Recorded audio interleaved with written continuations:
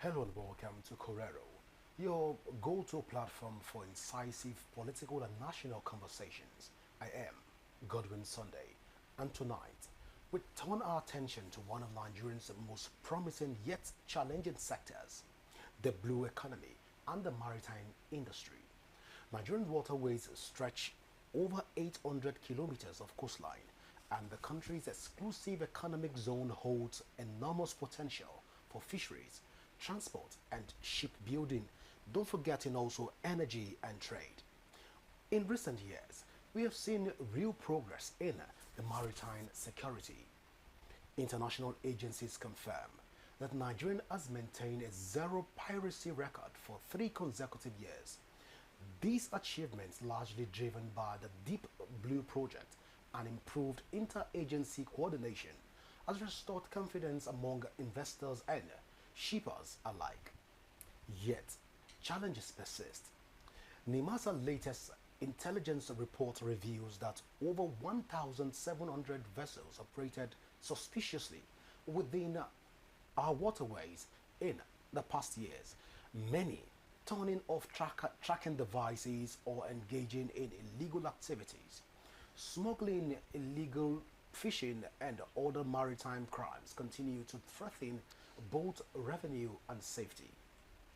Experts estimate that Nigeria could reclaim billions in value if enforcement gaps are closed, ports modernized, and local shipping capacity expanded. Despite these opportunities, policy inconsistencies, weak coordination, and infrastructural deficit still limit the sector's full potential. Well, tonight, we will explore how Nigeria can build on these security gains while unlocking the economic benefits of the blue economy. Joining us in the studio tonight is Caleb Danladi, a founder of Caleb Danladi Foundation. He will provide insight into reforms, practical steps for growth, and strategies to transform our maritime sector into a powerhouse for jobs, revenue, and national development. Well, stay with us after this short break. We will begin our in-depth conversation with Caleb Danladi right here on Correro. Please go nowhere.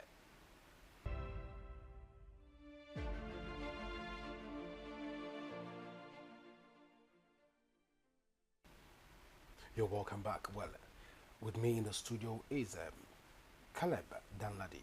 But first, it's a delight to have you on Correro. It's my pleasure and a very good evening to you.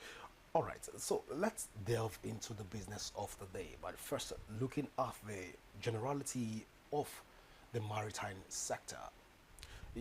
Since the Blue Economy agenda was launched, of course, expectations have been high. But from your own assessment, how much real progress have been made so far within the maritime sector? Okay, thank you very much for this important question. So I will start from the early 2000s, what progress that have been made in the maritime sector in Nigeria. The Nigerian maritime sector holds a huge potential. Looking at our coastline, we have over 853 kilometers of coastline and about 200 nautical miles economic exclusive zone. So the Nigerian blue economy holds a huge potential that we need to tap into these potentials. And once we tap into this potential, we'll be able to diversify from the oil we are having today to blue economy. Because according to the United Nations, the blue economy holds a potential of more than 1.3 trillion annually, which is very, very important. Let's look at the reforms that have taken place in the past. At the beginning, Nigerian ports were inefficient in the late 90s to the early 2000s. And there was a study that was conducted by the Royal House Conning through the Nigerian government to find out why our ports are not efficient. And then they introduced the 2004 Port Concession Program, where the ports were concessioned to private terminal operators. The private terminal operators undergo the operational aspect of the port, while the government have to do with regulatory aspect of the port. And that has led to improved efficiency. In the past, ships used to stay for 20 days, 30 days. But after the concession to private terminal operators, we have seen improvement in turnaround times of ships. That is one aspect. Secondly, previously we used to have what we call the National Maritime Authority and the Joint Maritime Labour Industrial Council, known as JOMALI. So there was a merger between 2006 and 2007 where we have what we call NIMASA today, to be able to streamline most of the activities, to improve efficiency and to focus more on safety of shipping. That's a huge step. And in 2003 also we have what we call the Cabotage Act, the Coastal and Inland Shipping Act, which was adopted. The Act states that all the ships operated within Nigerian coastal waters must be owned by Nigerians, they must be crewed by Nigerians, and they must be manned by Nigerians. And this Act tends to promote what we call indigenous participation in shipping and local content, which is a huge step in the right direction. Let's also look at some reforms that have taken place after the Cabotage Act. We also have recently, recently we have the creation of the Ministry of Marine and Blue Economy from the Ministry of Transport. It shows a political will from government. Previously, we used to have what we call the Ministry of Transport, and the shipping sector is a sub-unit, but now we have a whole ministry that is meant for shipping sector. Let's also look at the National Seafarers Development Program that was taking place in the past and is still ongoing to train seafarers to develop the local capacity. It's also a reform that have taken place. Most importantly, the Deep Blue project that was undertaken by NIMASA through the federal government. The Deep Sea Blue project has resulted in zero piracy attack today. The statistic are there. When you look at the International Maritime Bureau, they publish it. For the past 3 years, we have not experienced any piracy attack in the country. That is as a result of the reforms that have taken place. Regional cooperation, the Deep Blue project, we have a lot of satellite drones, and also the government security forces have done a lot. So there are a lot of significant reforms that have taken place and has shaped the shipping sector. But let's quickly look at what potentials the shipping sector holds. It's very important for us to understand that in Nigeria today, ports are gateways to nation economy, because without the marine and blue economy, let's say ports, today most of the import and export will not be possible. So the shipping industry, they contribute a lot when it comes to the economic activities of the country. They contribute through the GDP of the country. Through the GDP, they contribute in 3 ways. We have the direct impact, the indirect impact, and also the induced impact. So if we have time in the future, I will explain them. All right, if we leave you to go on, I think there is no stopping anytime soon of coming from your end. We see the passion and enthusiasm which you speak about the Nigerian maritime sector. But then, despite recorded improvements, piracy and illegal activities still persist even within the maritime sector. So, which brings me to the point of asking you, how secure are Nigerian waterways today? The statistic is there. Nigerian waterways today are secured. We still have ungoverned spaces within the water. Definitely, there might be pockets, but the report from the International Maritime Bureau states that we have zero piracy in the last 3 years. It's as a result of sustained operations. What about illegal activities within the waterways? The illegal activities that have taken place, the Navy are on their toes. They are working hard to ensure that most of the illegal bunkering, if you look at the statistic in the past years, yeah, definitely you can see the number of illegal refineries have reduced. The number of illegal bunkering have definitely reduced because of the sustained operation of the military, the sustained operation of the government. So I can't be able to say, but based on the statistics that we have received, the number of piracy have reduced drastically and our waters today are safe. Even though some shipping companies are offering their trackers before when they get to the Nigerian waterways. Well, the International Maritime Organization, we have what we call the AIS, Automatic Identification System, which every ship must be fitted with AIS. The AIS enable the coastal state and other ships in the vicinity to be able to track vessels' movement, position, speed, time, latitude and longitude wherever you are. So this AI is supposed to be run all the time. So for those people who turn up their trackers, we also have the Nigerian Navy that they have a large rail scanner. They can scan vessels in the vicinity and be able to see. So turning on most of these AIs, it doesn't result in illegal activities. Sometimes the AIs might be faulty and the AIs is not operational well, but some people also intentionally turn off those AIs, which you can't control those particular ships because they are transiting. Well, over the years, Nigerian ports have often been criticized for congestions, delays, and high costs. But looking at all of this, how close are we as a people in achieving a fully automated port system? That's on one side. And what are the main operational bottlenecks slowing down port efficiencies generally in Nigeria? Okay, that's a very important question that you asked. So in every country, the efficiency of port is very, very important and is very crucial. When a port is efficient, what happens? The trade facilitation is also efficient, and then the administrative bottlenecks are removed, and most importantly, the freight rate is reduced because when the ships come, they spend less time in port. The dwell time for cargo is also less. The average turnaround times for ship is less, which leads to less time, and it reduces the freight rate. So let's look at the challenges that Nigerian ports have had in the past and what government are doing to improve this efficiency. First of all, there is challenges of some obsolete cargo handling equipment. Some of the cargo handling equipment are old. Well, we agree, but investment are being done. Recently, the federal government has launched an investment program to automate the ports, to invest on infrastructure that is going to address those issues. A lot of people have said that that is an audio. It's not an audio because they said it's an audio automated port system because it's not automated ports. Government in, government out. We keep hearing the fact that the port will be automated. But for the first time, this is the first time that we are having. Apapa port is yet to be. I think it's one of the oldest ports in Nigeria.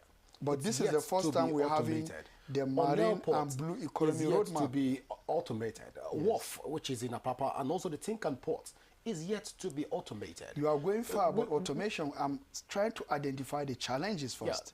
And some of the challenges, that's why I'm identifying their infrastructural challenges. I'm even intercepting you because of the fact that you've mentioned the fact that the government have said they are working on the blueprints too. So they have started working on it. It's just few months ago. And you saying it's not an audio? It's not an audio because audio let's wait and see.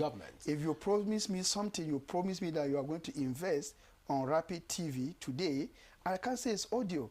I'll wait after some times until you don't fulfill your promise. That's when I will know it's an audio. But as long as the funds have been allocated for that project, and then they ensure that that project will be carried out. If the project is not carried out after some years, then you say it's an audio. But now we have a blueprint. We have a plan. The Marine and Blue Economy Plan is there. A roadmap is there, a 10 years roadmap. The Marine and Blue Economy Policy is there, and it's going to address most of those bottlenecks, from infrastructural issues, administrative issues, the issue of multiplicity of government agencies, duplication of road. The very important thing, what will address that, now we are having a maritime single window system. The maritime single window system will ensure that all the documents that are supposed to be duplicated to custom, to port health, to immigration, they are going to submit via one single window. So you see, you are addressing the challenges of multiplicity government agencies. And what would that do? It's going to increase transparency, it's going to reduce error, and it's going to improve efficiency. That is one of the aspects. Let's look at another challenges of Nigerian port, because congestion itself is not a challenge. Congestion is as a result of something, as a result of maybe inefficiency in cargo handling. Then a lot of goods are imported, it leads to congestion. Dilapidated road system can lead to congestion. Those are some of the challenges which they are trying to address. And when you look at it also, there's an issue of intermodal means of transportation, meaning that goods that are imported, they are supposed to be moved through the rail system to reduce the pressure on the road. The rail system is not functional. That is another challenge. Let's also look at some issues apart from the infrastructural issues. We also have administrative bottlenecks, like I've mentioned, the multiplicity of government agency. In the past, we also have some issues of inconsistent policies. Some inconsistent policies have also resulted in these inefficiencies that we are having imposed today. However, efforts are being made to address most of these issues in ports. And I believe that if we address most of these issues as promised, Nigerian ports are going to be competitive. We are strategically located in the Gulf of Guinea, one of the busiest shipping routes in West Africa. And with the African Free Continental Trade Agreement coming into play, we are going to play a huge role in shipping. We are going to be a global hub in West African ships. All right. Interesting. So when you look at the generality of the Nigerian blue economy, of course, it's a new ministry that have been created by the President Bola Ahmed Tinubu's administration in order to better speak to challenges from the maritime sector. But looking at it in its generality, what is the current investment climate for maritime businesses in Nigeria? I'm asking this question because a lot of agents within the maritime space, cargo agents, complain that the bureaucratic bottleneck within the maritime sector is one of the reasons why we are having a lot of inflation and why Nigerian is where it is right now economically, because they can barely export, and importing has to also go through various bureaucratic bottleneck. But looking at these, let's get you speak to the climate for maritime businesses. Tell us, how is it in general? Is it favoring Nigeria, or should we look the other way around? Okay, when you talk about investment in ports and how are the investment, you have to understand that the Nigerian port system run what we call a landlocked port administrative model, where the government oversee the regulatory part, and then the private sectors undergoing the operations of the ports. Let's say if you go to Apapa ports today, now the APM terminal is owned by private individuals and not by the government. The government just oversee the operation. That's why we call it the landlord port administrative model. So it's very important for you to know that there is the public-private partnership in ports, and we also need to encourage more, because the more public-private partnership you have, the more they invest in infrastructure and superstructure, and government can be able to divert their attention to other aspects of the business. So it's very important for you to know that there are definitely private investors in Nigerian ports. However, we still need more. When it comes to administrative bottlenecks, I've mentioned it earlier that we have challenges, definitely. We can't shy away from the fact that there are no challenges. We have challenges ranging from the issue of outdated equipments. We have challenges ranging from the issue of policy inconsistency in the past that I mentioned. We have challenges ranging from multiplicity of government agencies. We also have congestion that has affected a lot.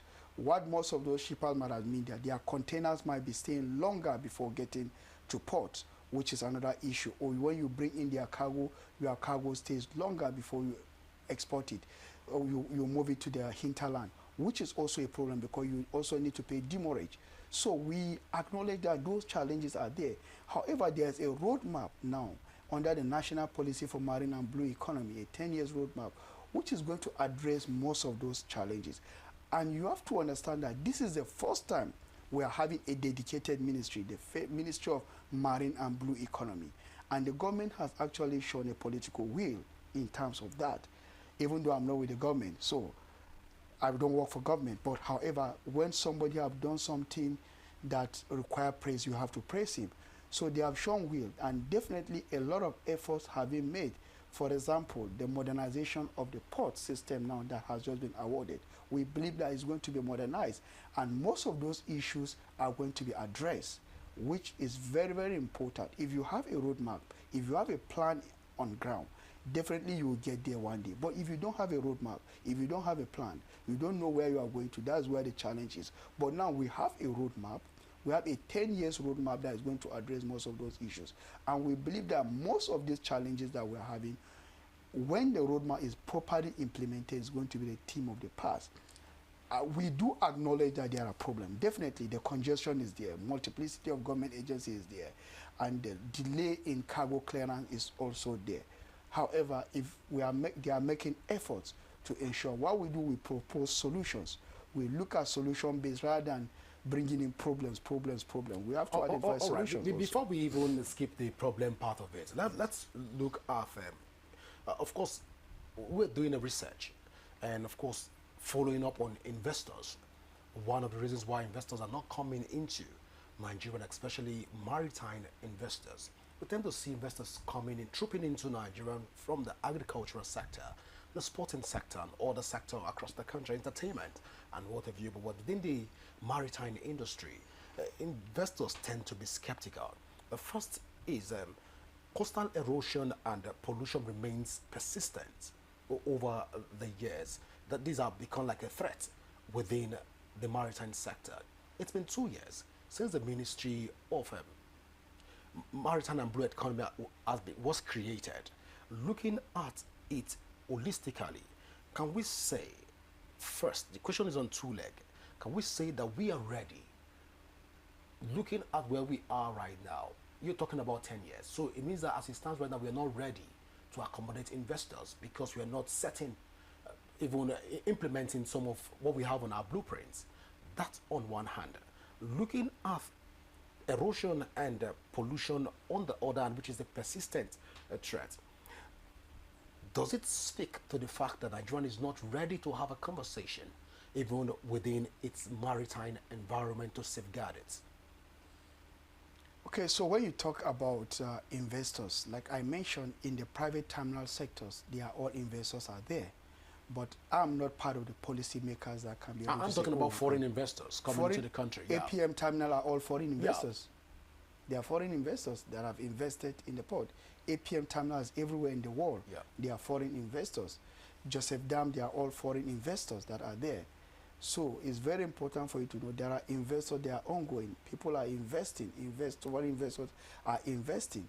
So that question have to be tailored mostly to policymakers because I'm not involved in policy there. I'm just a blue economy expert. So I'm not involved in the policy aspect, and I don't know how far they have gone regarding signing some agreement. Definitely there might be a lot of agreements that have been signed regarding the blue economy, marine and blue economy, shipyards. Definitely the people who are involved in policy will have a clearer picture on that. But for now, like I said, what I know in my own perspective that we have foreign investors in the blue economy sector in Nigeria. Most of the private terminal operators in Nigeria, they are being run by foreign investors. So let's take it to the second leg of the question. Looking at it as an expert, yes, the whole coastal erosion and pollution threats. Can you give me an example of the coastal erosion? I will give you a typical example. Yes, looking at the various spillage that we have even on our blue waters in Nigeria. When did the last spillage occur? I'll tell you when the last spillage occurred. Traveling down to Lagos, yes, just a few months ago, we saw traveling from CMS down the waterways, a lot of spillage, a lot of deaths, a lot of inconsistencies still flows on the waterways. Now looking at all of that put together, and looking at the way we still treat the blue economy as though we are not ready. But then as an expert, looking at the generality of what we have within the waterways, can we say that as a people, we are ready for a blue economy? What I'm asking is the fact that the blue economy that we project, that is not even being interpreted to people at the rural community in Bayelsa, taking it down to Delta State, in Cross River State, in Ondo, and other parts of the country. Can we say that we are ready for a blue economy based on the social disconnect that we are experiencing right now, even on our waterways? Definitely we are ready. And I'll explain. When you talk about, you see deaths on the water and things like that, first of all, we have to protect our ocean. And when it comes to protecting our ocean and our seas and safeguarding our ocean is everybody's responsibility. If you look at the theme for the International Maritime Day for 2025, it said our ocean. It doesn't say the government ocean. It doesn't say IMO's ocean. But these people at the grassroots don't even know how to protect the ocean. This is our ocean, right? Well, it's our ocean. It's our responsibility. They don't know what. It's not only in they the. don't know what maintenance is. It's not only at the grassroots. It's typically today. Yeah. If you are traveling, let's say from here down to Maritime, and you eat something and you throw the garbage, the nylon on the road, is it the responsibility of government when the road is dirty? No. You as an individual, you have a duty of care. There's a perception that fishes feed on some of this waste. It's not the perception. Well, it's a duty of care. You have a duty of care to protect the marine environment. We have a duty of care to protect the environment of where we live. So a person that have grown up knowing fully well that this thing has become like a recurring phenomenon. We have international conventions that protect the oceans. But we don't drive this Nigeria conversation. is a signatory to those international conventions, the MAPOL, International Convention for Prevention of Pollution from Ships. And we have an annex that deals with pollution from garbage. Annex 1 deals with oil. Annex 2 deals with chemical in noxious form. We have different annex up to Annex 6 that deals with the air pollution. It's very important for you to know. And their compliance department, there are departments called the Marine Pollution Department, MPA, that goes around to check and ensure compliance is being carried out. But very important thing is, each and every one of us have a duty of care, a duty to ensure that I'm not supposed to dispose waste garbage in this place. Today, the government can, let's take for instance, the government dredge inland waterways, and people that live along that inland waterway decide to throw garbage into that inland waterways, clogging the river, causing issues for boats' engines. It's very important. But what we need to do to address this issue is to go back to basics, is to go back to the grassroots, to raise awareness about the importance of safeguarding our oceans. It's not everybody that have an idea of how to safeguard our ocean. The way you safeguard your house, you have to safeguard the ocean like this, because the blue economy have a very, very huge potential. The blue economy has a huge potential for employment, for fisheries, for even the energy sector. So it's very important for us to safeguard the blue economy. But most importantly, awareness is the key. People in rural areas, awareness must be raised. And most importantly, the traditional rulers have a key role to play. The religious leaders have a key role to play. And we must also have what we call the safety ambassadors, which are going to advocate these changes. In my opinion, if you have safety ambassadors that go around to educate people, youth in the community, about the importance of safeguarding our oceans, I think the idea of having all these pollutants in the water will be the theme of the past. So as it stands right now, that we don't have all of this mechanism put in place. I don't say we don't have, I'm proposing solutions. So like I said, I don't work in the marine pollution. You asked me of my opinion, so I'm giving you opinion as an expert. Let's take that to be your expert opinion.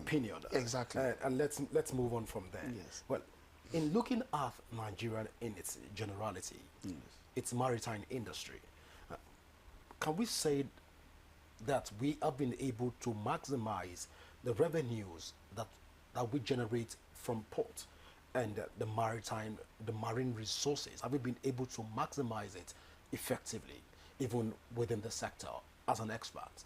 When we come to the revenue, I don't think I have answer for you, because I don't work for the finance. The revenues are being generated. We generate revenue, and the maritime sector, they generate revenue. How the revenue is being used is not for maritime experts. The maritime expert has nothing to do with how the revenue is being generated. We have experts in different fields. It's a value chain. When you generate and you remit to federal government, we have no idea. We don't have input on how the revenue will be used. They are experts. There are people in the Federal Ministry of Finance that have expertise in that. My expertise is on marine and blue economy and not on finance. All right, let's take that to be your own honest opinion. It's my opinion. I don't have much. If you ask me the blue economy, let's talk about ports. How does ports contribute to the GDP? I'm going to take you there. How does ports generate employment opportunity? I'm going to take you there. But how the money is being used, I don't have idea about it. I'm not asking you how the money is being used, but looking at it in general, because I'm asking that question because there have been speculations that the maritime sector has been bedeviled with a lot of irregularities. Some people say the port sector, the maritime sector is a silent corruption zone because there is not much of accountability within that sector. But as an expert, I want you to just react quickly in terms of corruption and what Well, the for generality the issue of is. corruption, I don't have I don't know what to say. But you, All right. for you, All right. So let's look at yes, Nigerian right now. We're competing with the world when it Yes. has to do with maritime economy. And looking at it right now, what lessons can we even learn from other countries and other nations from the blue economy? And if we bring those lessons to Nigeria, are they practicable looking at the generality of the Nigerian maritime space? this is a very important question. So it's very important for us as a country to be able to learn from more developed countries and countries that have advanced in blue economy. Definitely, we are a developing nation, so there is always room for improvement, and there are opportunities that we can explore from the developed countries to be able to fix our own blue economy in the context of Nigeria. It's very important. So Nigerian, very important, is an IMO member council. What I mean, International Maritime Organization. So in Nigeria, we comply with international maritime regulations. That is a very important thing. That is to say that the same rules that are applicable in the United Kingdom when it comes to IMO or in the United States of America is still applicable to us. And the same level of compliance is still applicable to us. However, when it comes to developed and developing countries, it's not even, as you are aware. There are infrastructural gaps. We can be able to learn in terms of green shipping. If you look at the developed countries, most of the ports are fully automated, and it's an opportunity for us as a country to learn about port automation from this country so that we can implement it back in Nigeria. I believe port automation is going to go a long way to improve efficiency, to improve transparency, to make the port to be more competitive. That is one aspect you can be able to learn. Another aspect is we look at human capital development. How do these developed ports train their people? We can be able to leverage on that and also train our people. That does not mean that we are not training. Training is ongoing on a daily basis, and I've seen a lot of Nigerians being taken abroad to the United Kingdom to be trained, especially the pilotage aspect of ports. So we have Nigerians who are also on the international standard when it comes to human capital development. I can give it to them. Yeah, I study in the United Kingdom and I work in Nigeria. So it's very, very important for you to know we have the knowledge, we have the skill, and we are properly trained. Another aspect that we also have to leverage on, we have to encourage public-private partnership, which is very, very important. We have to leverage on expertise from some of these developed countries to see how the public-private partnership works and to see how we can also replicate it, which is important. Most important aspect, now the world is talking about decarbonization, moving out the greenhouse gases. You look at the issue of climate change. How are we going to look at how the Europeans do in their port? If you go to most of the European ports today, they rely on windmill system for power generation. So I believe that there are still opportunities for us to leverage on the offshore wind power to generate power so that we can reduce our reliance on the fossil fuels.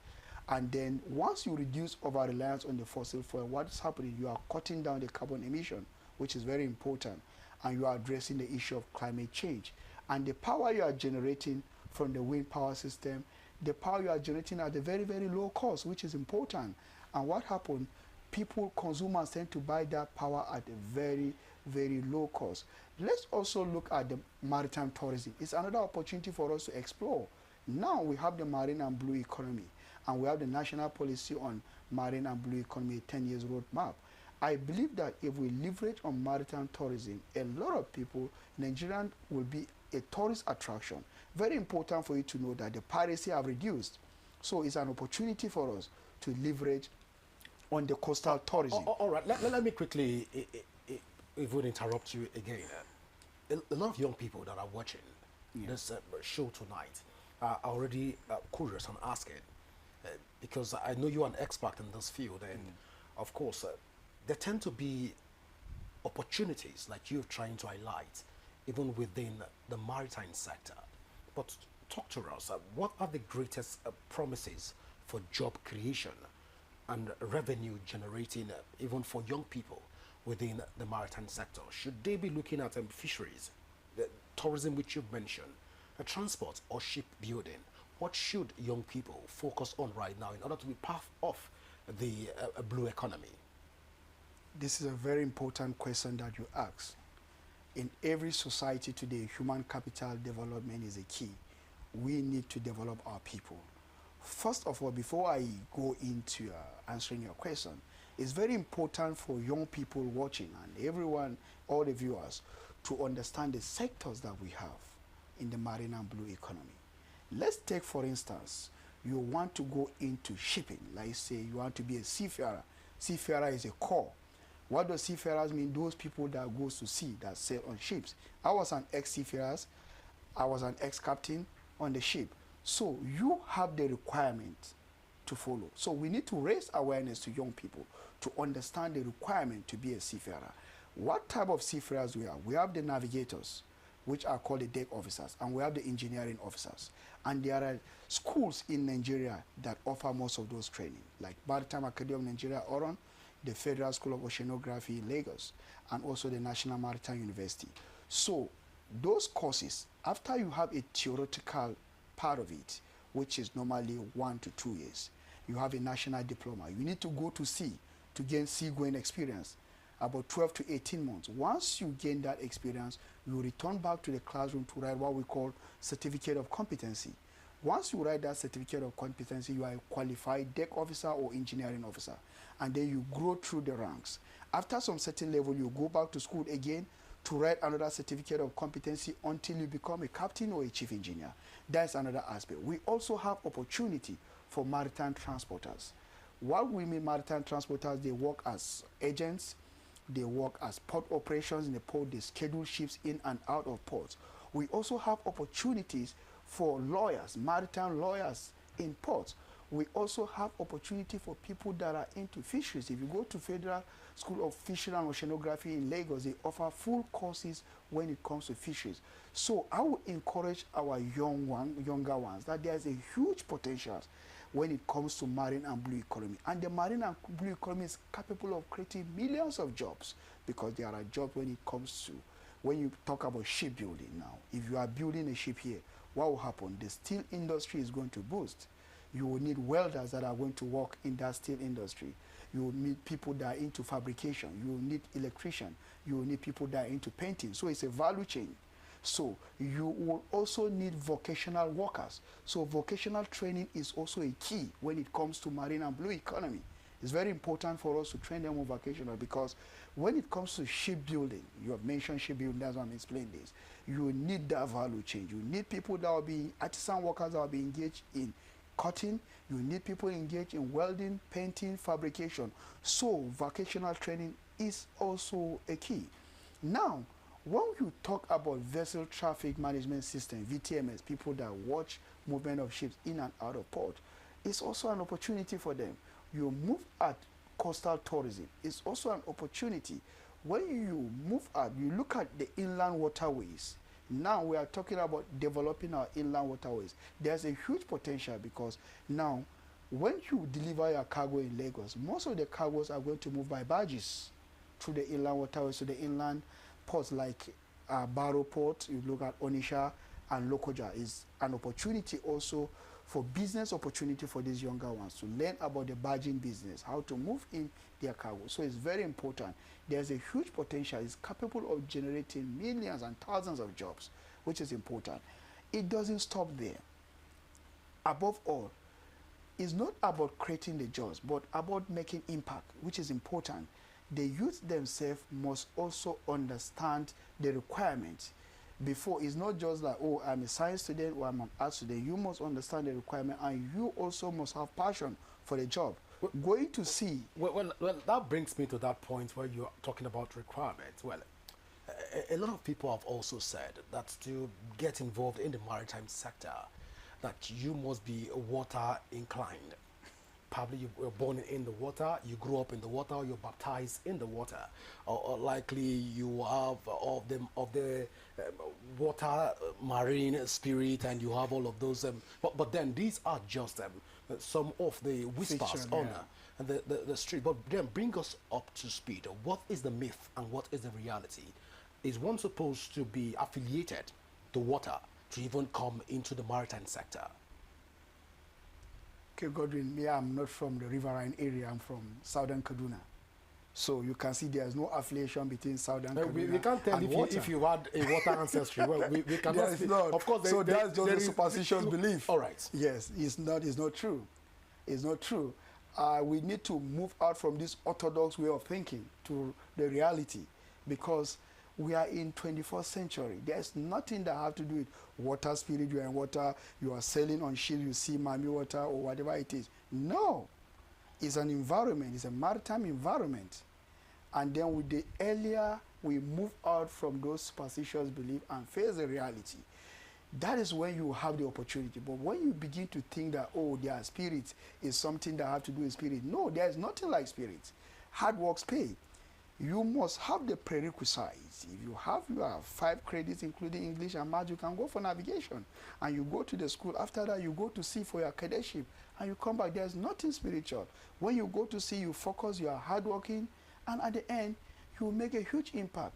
We need young people to go to sea, because there is shortage of seafarers globally, not even in Nigeria. There's a shortage of seafarers globally. And we also want to encourage more female participation when it comes to shipping. So it's very important. So if people keep discouraging the younger one that when you want to go to sea, oh, it has to do with spirit. No, there's nothing like that. That's superstitious belief. Let's face reality. Let's go into academics. Is there any theory that mention it? Nothing. Is there any empirical studies? Nothing. When you want to go to sea, when you set a course, follow it. Follow your course.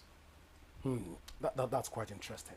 Thank you for that clarification. So at least you've alienated the fears of a lot of young Nigerians that believe that the myth that you need to be affiliated to the waters to get involved in the shipping line. And of course, I know a lot of ladies right now, younger ladies watching right now will be smiling also, knowing fully well that they can also get involved. Yeah, we need more ladies in the maritime sector. We need the statistic to go up. But finally, before I let you go, what are your expert message to Nigerians about the future of the country's blue economy? Nigerian blue economy holds a huge potential, and I encourage especially the younger ones who have aspiration for blue economy career to get involved, because the future is bright. With the roadmap, with the creation of the new Ministry of Marine and Blue Economy, with the ongoing reforms, I believe that Nigeria will be a hub. And on 28, Nigeria is going for an election on the IMO Council under Category C. And we believe that Nigeria is going to come out victorious. And when Nigeria come out victorious on this election, we are going to have a voice in the international maritime sector. So it's very, very important for us to get involved. There are challenges, definitely. We cannot shy away from those challenges. But we believe that with the proper policies in place, we are going to overcome those challenges. Speaking of the election, are you coming out for any elected position? Not like the election, I mean, it's for the whole country. Yeah. Yes, it's for the entire country. That's what I'm asking. Are we seeing you on the ballot? No, you are talking about the APC and PDP. No, not the APC, PDP. Of course, you're not a politician. I'm not a politician. But they're looking at the IMO. No, the IMO is the entire country that goes into the ballot. Looking at the IMO structure. I'm supporting my country. Are we seeing you in any elective position? No, I'm not a delegate. We have delegates that are going for... Okay, you are part of the delegate. No, I'm not part of the delegates. All right. We have delegates that are going for that election. As a Nigerian, I must support my country. And I believe that our voice must be heard. I believe that if we get elected into this category C, we are going to make a huge change in international shipping, not just only in the local shipping. We are going to, our voice will be heard. All right. So I know I've said finally, but yes, then you still have some. A lot of questions keep begging for answer. Again, I've been saying that our time is fast spent. I need to allow you go right now. But then, lastly, before we let you go, how many countries are participating in the IMO delegates? How many delegates are It's expected about from each country? 130. And Yeah. as such, how many executive council are supposed to be 20. represented? And Re- how they are many supposed to come for Africa? Africa right now, people that are vying Egypt, South Africa, and Nigeria. Egypt, sorry, Kenya, South Africa, and Nigeria. Kenya is already, they want to renew Remember their Kenya, second time, yes. IMC, So Kenya wants to renew their second time. So Nigeria has to compete now with Kenya, South Africa, and So what has the level of representation been so far? well, Nigeria have represented in the past, and we believe that we also have the huge potential with the Deep Blue project. You can see a lot of reforms that have taken place with the creation of the Ministry of Marine and Blue Economy, with the National Policy of Marine and Blue Economy. I strongly believe that our voice will be heard and will make a lot of reforms, because these categories see are countries that have interest in shipping, and they must be represented across the whole geographical zone. You know, we have three categories: category A, B, and C. A are countries that have the large stake in shipping, B has large stake in seaborne trade, and C has interest in shipping and navigation. They must be spread across the geographical zones. Well, Captain Danladi Caleb, you've spoken a lot about the maritime sector, but then I want to appreciate you so much for your time and passion for the maritime sector. Thank you very much for the opportunity. Well, viewers, go get yourself out there and ensure that you are not scared of the waters, because the water, as Captain Dan Ladi have said, it's just a friendly environment like every other environment, and there's no empirical evidence to support that. And you need to belong to whichever faction of the myth to get involved in the sector. What is that for we can go today on Corero? Don't forget that you can join the conversation across all our social media platforms currently showing on your screen. We do encourage you to download the Rapid TV app from your Android and iOS devices to keep track of our broadcast. My name is Godwin Sunday. Always remember that peace and unity are the pathways to progress. Do enjoy the rest of your night rest. Bye for now.